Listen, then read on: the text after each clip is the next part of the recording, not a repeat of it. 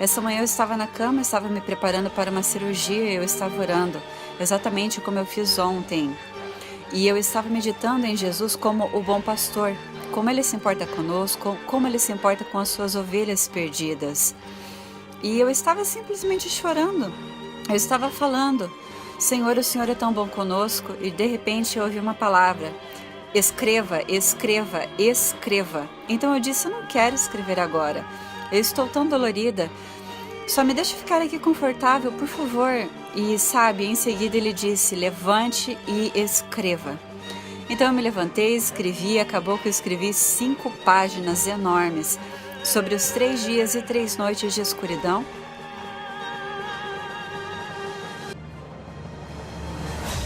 E nesse período de 3 dias, demônios seriam soltos para destruir as pessoas que estão na rua, e que a recomendação era que nós não viéssemos sair de casa.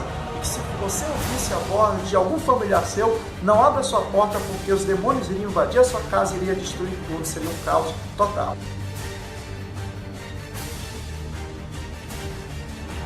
Os mortos iriam ressuscitar, o Messias viria, ele iria restabelecer, restaurar toda a terra.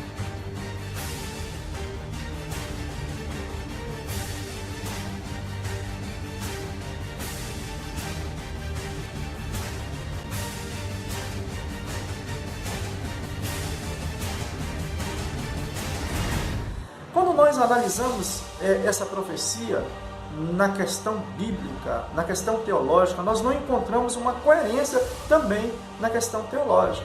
Ou seja, a ordem cronológica, ela não bate. E toda palavra, toda profecia, ela tem que passar no trivo da palavra de Deus.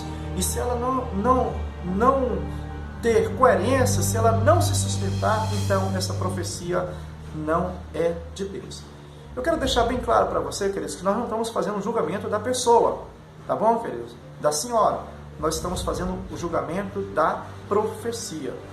Se Deus falou uma coisa na sua palavra e daqui a pouco vem uma outra situação, você fique com a palavra. Também não quero fazer com que você não acredite que Deus não possa falar com o seu povo através dos seus dons espirituais, através do dom de profecia, que é liberado através do Espírito Santo. Não, o apóstolo Paulo deixou bem claro que nós devemos buscar os melhores dons. Então, queridos, os dons, ele é para trazer edificação para a igreja e não para trazer transtorno. Essa é a grande verdade. As pessoas estão literalmente num verdadeiro caos. Jesus está vindo, essas coisas, que negócio todinho. Meus amados irmãos, e com respeito a datas e época, o que o Senhor Jesus falou? Jesus falou o seguinte, que nem os anjos dos céus, nem ele, somente o Pai saberia o dia e a hora que ele viria. Então, meus amados irmãos, nós temos que entender isso, queridos, que datas, épocas, todas as vezes que você vê alguém falando, Jesus vai vir no dia tal, isso e aquilo, não acredite, queridos, não acredite. Sabe por quê? Porque o próprio Senhor Jesus deixou claro com respeito a isso. Quando é que Jesus virá? Meus amados irmãos, nós temos que entender, queridos, que nós estamos sim próximos ao arrebatamento da igreja. Eu acredito no arrebatamento da igreja. Estamos sim próximos à restauração da terra por completo. Algumas coisas vão acontecer, mas eu quero que vocês entendam o seguinte, queridos. Jesus não virá nesse momento de caos. O Brasil todo está vivendo um caos total, o mundo todo, por causa desse coronavírus, por causa dessa praga chinesa.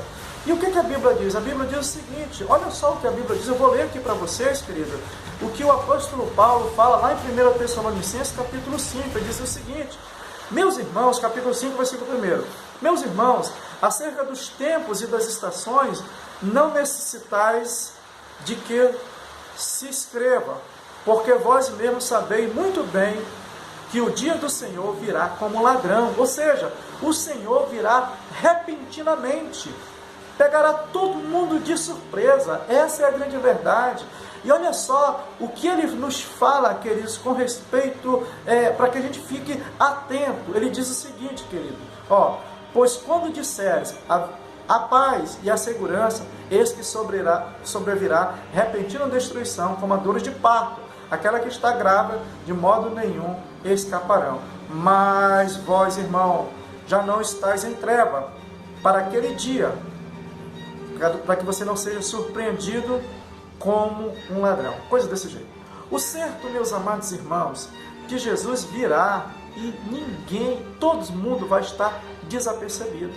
Essa é uma verdade. Ele virá quando as pessoas começarem a falar, a paz, a segurança, tudo legal, essas coisas tudinho. Então, meus amados irmãos, quando isso estiver acontecendo, quando todo mundo está falando a paz, a alegria, a prosperidade que vai acontecer, pode ter certeza que Jesus virá e todo mundo vai estar desapercebido. Como é que o senhor prova isso, pastor Arlen? Simplesmente, se vocês derem uma lida lá no capítulo 25 de Mateus, vocês vão ver, queridos, a parábola de 10 virgens.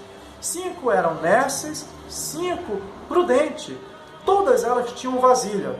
As prudentes tinham azeite. A Bíblia diz que, tardando o noivo, todas elas adormeceram. É bom que você grave essa palavra. Todas adormeceram. As que tinham azeite e as que não tinham azeite. Em outras palavras, Jesus virá no momento em que todos estarão desapercebidos. Todas estavam dormindo e o noivo chegou. Então, queridos irmãos, com respeito a datas e época, nós não sabemos. Nós sabemos o que a palavra de Deus nos diz. Tá bom, queridos? Então, meus amados irmãos, eu quero que você tenha paz no seu coração. Que você não tenha medo, queridos, dessas profecias. Quem é que perde com tudo isso? É uma boa pergunta. E a resposta é, quem perde com tudo isso é a igreja do Deus vivo. Sabe por quê, queridos? Porque o Brasil acredita na palavra de Deus. O Brasil acredita no Evangelho. O Brasil acredita nos homens de Deus. Essa é a grande verdade. Mas aí, sabe o que vai acontecer? Essa profecia não vai se cumprir. Não se cumprindo, as pessoas vão dizer o seguinte, você vai pregar o Evangelho para alguma pessoa, a pessoa vai dizer o seguinte, não acredito nesse Evangelho não. Sabe por quê? Porque vocês falaram da data tal, vocês falaram do dia X que ia acontecer isso e não aconteceu. Então, esse Jesus que vocês pregam que virá, ele não vai vir. Então, queridos, quem sai perdendo com tudo isso é o Evangelho. Quem sai perdendo com tudo isso é a igreja. E o que nós devemos fazer, queridos? Devemos combater, queridos, essa profecia falsa com a verdade, trazendo a verdade para as pessoas, para que as pessoas se acalmem.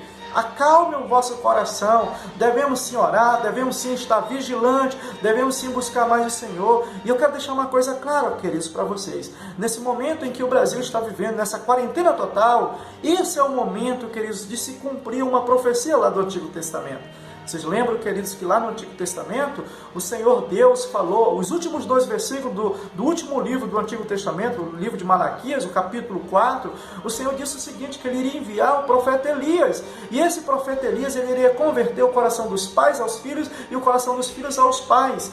É bem verdade, queridos, que nós temos que entender que a palavra, ela usa muita figura de linguagem. Eu quero acreditar que esse profeta Elias é o advento do Espírito Santo. O Espírito Santo, queridos, por que é o advento do Espírito Santo? Porque o profeta Elias, em hipótese maneira, ele não pode converter o coração dos pais aos filhos. Quem converte o coração do homem é o Espírito Santo. O Espírito Santo convence o homem do pecado, da justiça e do juízo. Então, queridos, olha só o que Deus está propondo para a igreja brasileira nesse período. O que Deus está propondo? Propondo uma reconciliação dentro do lar. Enquanto você está em quarentena na sua casa, queridos, é o momento de você reconciliar com a sua esposa, reconciliar com seus filhos, reconciliar com seus pais e buscar a plenitude do Espírito Santo. Porque vai chegar um momento que essa quarentena vai acabar. E sabe o que vai acontecer?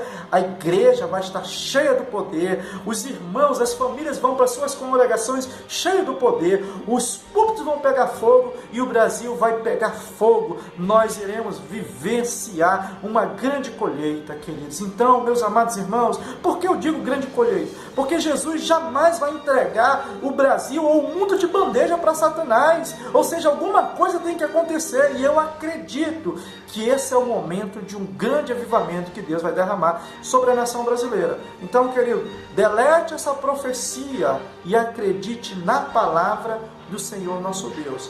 Eu espero que eu tenha trazido paz no vosso coração, que eu tenha trazido um esclarecimento para você.